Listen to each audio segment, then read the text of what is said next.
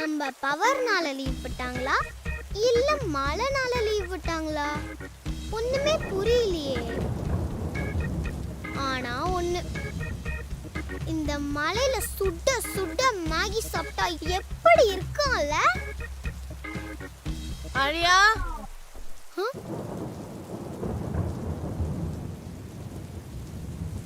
இந்தா. ஆழியா, அட்ஜஸ்ட் பண்ணிக்கோ ஆழியா. மழை பெய்யுது, என்னால கடைக்கு போய் எதுவும் வாங்கலாம் முடியல. மேகி இருந்துச்சா, அதான் டக்குன்னு செஞ்சுட்டேன்.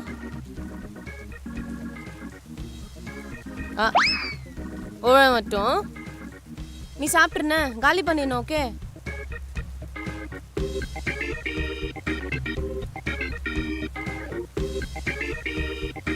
அப்படின்னா இது உண்மையிலேயே மேஜிக் ரிங் தான். இது வரைக்கும் நம்மளுக்கு ஈஸியா கிடைக்கிற விஷயத்தை கேட்டோம், கிடைச்சது.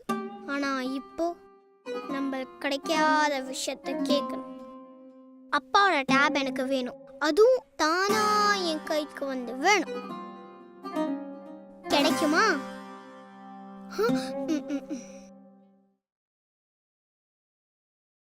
ஆழியா, எனக்கு ஒரு சின்ன ஒர்க் இருக்கு. ஆண்டி கூப்பிட்டுருக்காங்க, நான் கடைக்கு போயிட்டு வந்துடுறேன். அப்பா உள்ள ரூம்ல ஒர்க் பண்ணிட்டு இருக்காரு. கத்திடாத, அப்புறம் திட்டுவாங்க. சரியா? பத்திரமா சமத்தா இருக்கணும். ஓகே? மறந்துட்டேன். இந்தா அப்பாவோட டேப் வச்சு விளையாடிட்டு இரு. பார், அவரோட மெயில்லாம் போய் நோண்டக்கூடாது. கேம் மட்டும் தான் விளையாடணும். சரியா? என்ன?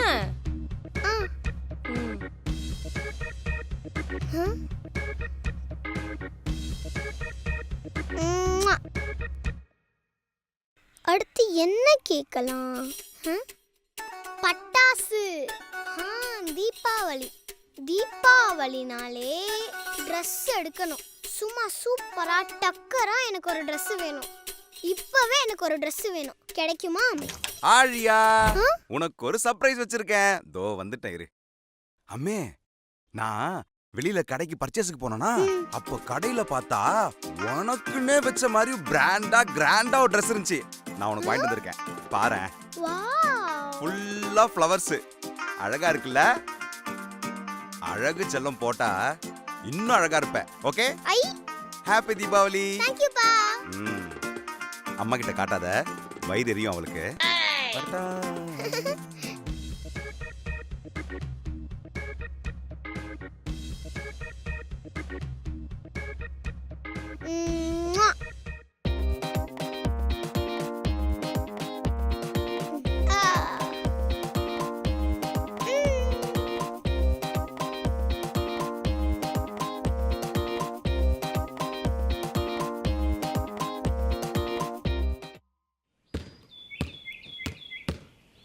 என்னையும் சேர்த்துக்கோடா.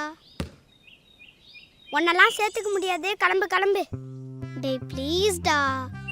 என்ன நீ ஒழுங்காவே படிக்க மாட்டேங்கிறியா? உங்க அப்பா திட்டுறது எங்க வீடு வரைக்கும் கேக்குது. டேய், என் பவர் தெரியாம பேசாத. என்ன உன் பவர்? உங்க அம்மா எங்க அம்மாட்ட கம்ப்ளைண்டா சொல்றாங்க. அடங்கவே மாட்டியா? எதுக்கு மேல என்னால போத்துக்க முடியாது. இவனை எப்படியாச்சும் யாராச்சும் வந்து திட்டணும்.